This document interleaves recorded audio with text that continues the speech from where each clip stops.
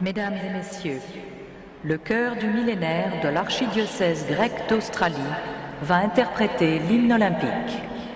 Ladies and gentlemen, to sing the Olympic hymn, the Millennium Choir of the Greek Orthodox Archdiocese of Australia.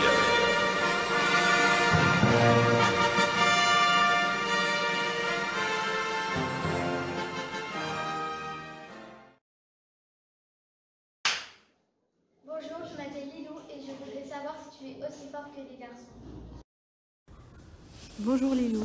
Alors ta question elle est assez générale et il serait difficile pour moi de te répondre par un oui ou un non catégorique.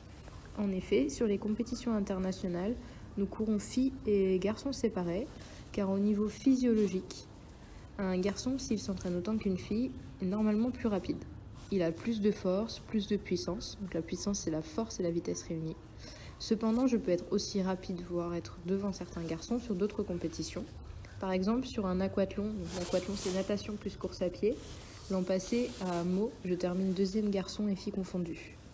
Il n'y a pas vraiment de règles en fin de compte et il ne faut jamais se mettre de limites, surtout dans un sport comme le triathlon, où la performance n'est pas seulement liée aux capacités physiques. Il y a également le mental, qu'on peut aussi appeler plus familièrement la tête, la technique ou la tactique qui peuvent avoir une grande importance. Et pour ces trois paramètres, finalement, il n'y a pas de véritable différence entre les filles et les garçons. Et ce sont même des paramètres qui changent plus d'une personne à une autre du même sexe parfois que d'un sexe à l'autre. C'est-à-dire qu'il peut y avoir plus de différence dans la capacité mentale entre, on va dire, deux filles qu'entre une fille et un garçon par exemple. Donc voilà, donc j'ai employé le terme physiologique. Je ne sais absolument pas si vous savez ce que ça signifie. Donc ce qu'on peut faire, c'est que si vous ne comprenez pas ce terme, dans une prochaine vidéo, je vous l'expliquerai. J'attends du coup votre retour. Donc voilà pour cette première question.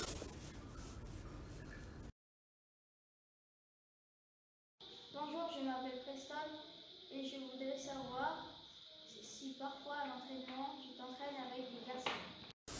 Coucou Preston. Alors je m'entraîne tout le temps avec des garçons et j'adore ça.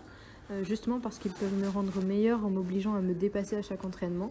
Et je trouve que j'ai beaucoup à apprendre d'eux et inversement, car nous n'avons pas toujours la même façon de voir la compétition par exemple.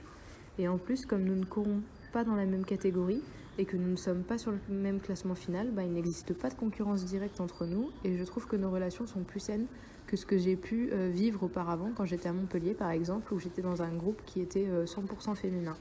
Et j'avais beaucoup plus de mal à trouver ma place, donc aujourd'hui je dirais que je valide l'entraînement avec les garçons.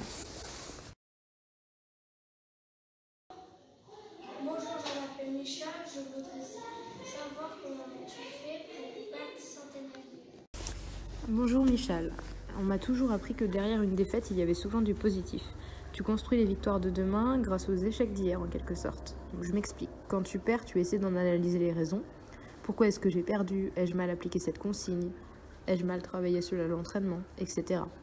Et c'est en répondant à ce genre de questions que tu peux mieux orienter ton entraînement pour ne pas reproduire les mêmes erreurs sur la course suivante ou pour travailler ce que tu as identifié comme des points faibles par exemple et donc être plus performant. Et ainsi de suite. Perdre peut donc être très constructif à condition de prendre le temps de se remettre en question après sa course. En voyant les choses comme cela, j'ai beaucoup moins de raisons de m'énerver et je préfère garder cette énergie pour m'améliorer dès que je retourne à l'entraînement. Après, évidemment, je vais pas vous mentir, je n'aime vraiment pas perdre.